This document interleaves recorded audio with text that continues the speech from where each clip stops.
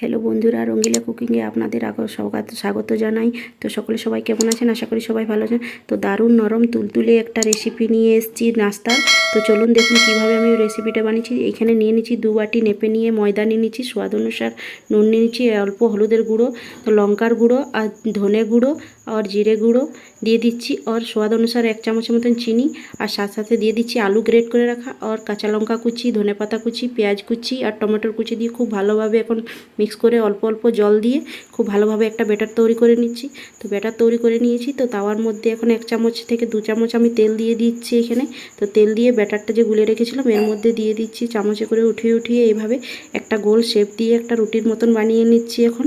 তো এইভাবে আমি গোল করে নিচ্ছি। এই রেসিপিটি খুবই ভালো আর হেলদি আর খেতে খুবই দারুণ লাগে। তো এইভাবে আপনারা বাড়িতে অবশ্যই বানাবেন। তো 2 মিনিটের মতন এইভাবে ঢাকা দিয়ে দিচ্ছি। তো 2 মিনিট পরে দেখুন এইভাবে ঢাকা খুলে নিচ্ছি। তো কি সুন্দর আমার হয়েছে দেখুন এইভাবে। তো অল্প একটু তেল দিয়ে উপর থেকে ছড়িয়ে তো এইভাবে চেপে করে আর খুব সুন্দর করে খুন্তি দিয়ে একটু ভালোভাবে করে একটু এইভাবে পলটে নিচ্ছি দেখুন এইভাবে। তো এইভাবে পলটে নিচ্ছি আর সবকটাকে এইভাবেই বানিয়ে ফেলছি। তো এইভাবে বানিয়ে নিলাম সবকটাকে।